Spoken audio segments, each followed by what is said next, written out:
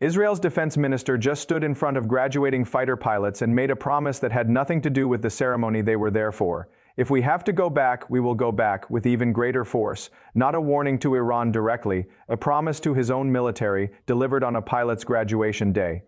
That a third round of war is not just possible, it's already been planned for. I want to break down exactly what Katz said, what his own prime minister and military chief added to it the same day, and why, according to Israeli media itself, Washington doesn't actually want Israel back in this fight.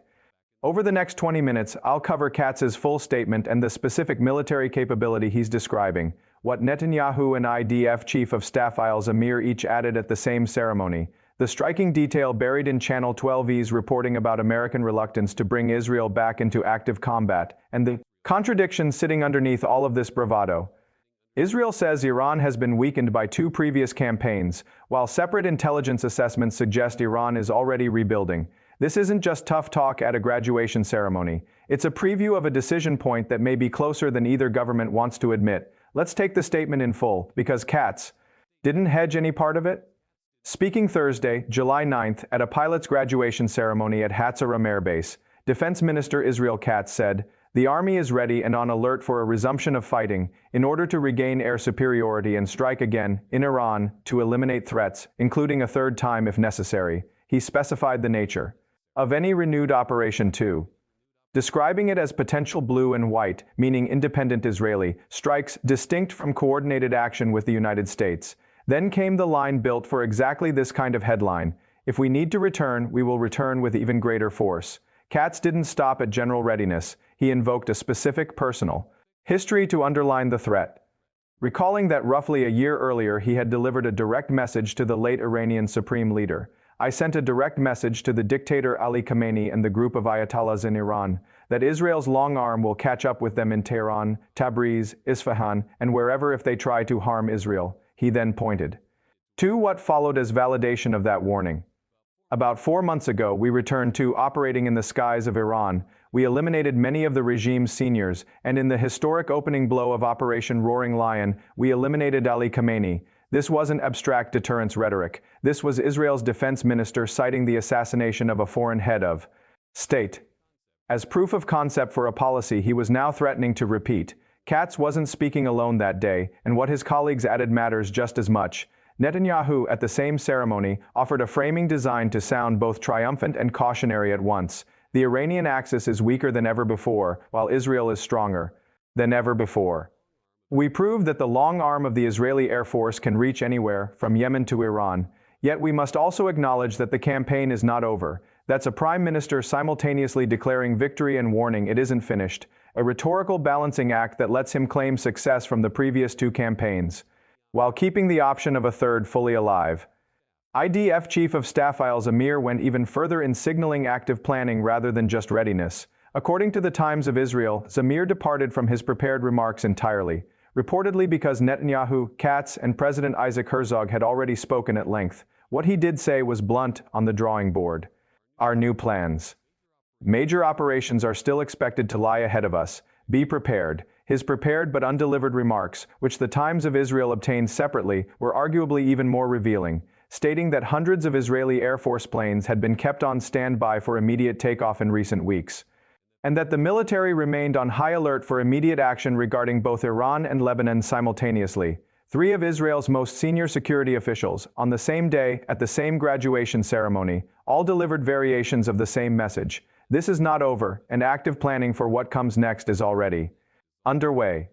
Here's where this story gets genuinely more interesting than a simple show of Israeli strength, because Israeli media itself reported a significant complication. According to Channel 12, despite what it described as clear appetite from Israel's political and military leadership for a new round of fighting with Iran, US officials indicated that Washington was not keen to bring Jerusalem back into the fray.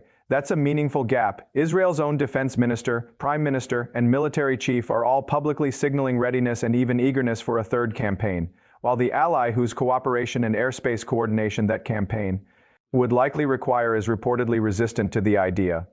The same Channel 12 report added a specific operational detail worth sitting with. Israel was reportedly preparing for the possibility that Iran could expand its retaliatory targeting to include Israeli air bases from which American aircraft have operated, specifically naming Nevatim and Ramon, with ongoing coordination between the IDF and US Central Command on the matter.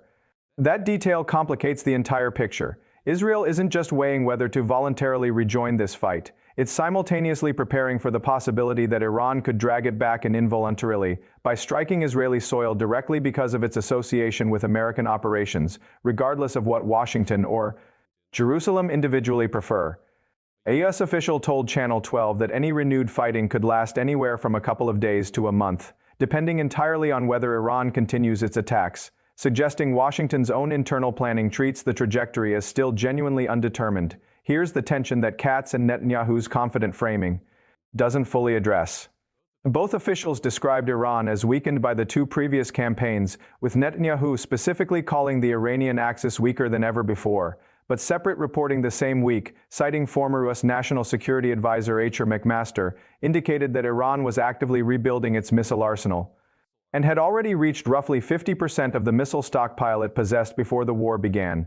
132 days after the initial American and Israeli strikes, McMaster's broader assessment was that Iran's strategy in attacking ships in Hormuz and striking US allies across the region was specifically designed to drive a wedge between Washington and Gulf states, hoping to pressure them into leaving Iran in de facto control of the strait, while it quietly reconstitutes its missile and drone capabilities. That assessment sits uneasily next to Katz's framing of a military that's simply weaker than ever before. If Iran is already back to half its pre-war missile stockpile while still absorbing fresh American strikes, the actual degradation of its capability may be considerably less permanent than Israeli officials are publicly suggesting.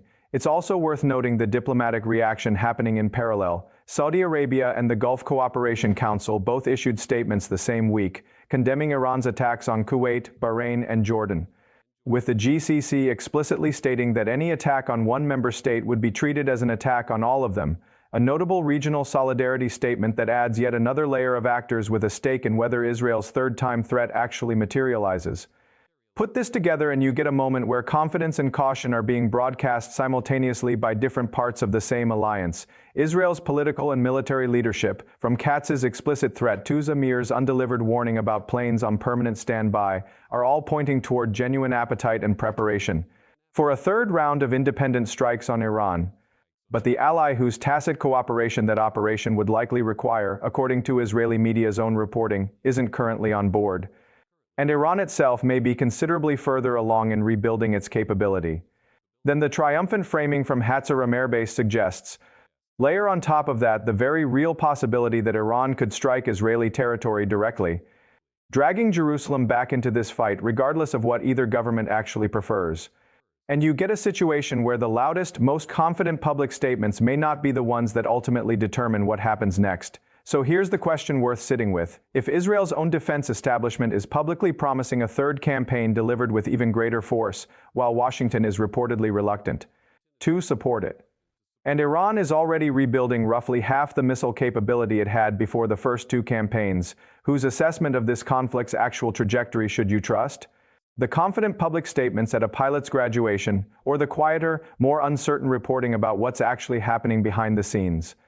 Because right now, the honest answer is that Israel has clearly built the plans and the rhetoric for a third round. What it doesn't yet have, based on its own media's reporting, is a willing partner in Washington to greenlight it, or clear proof that a third strike would land on a target as weakened as officials are currently describing.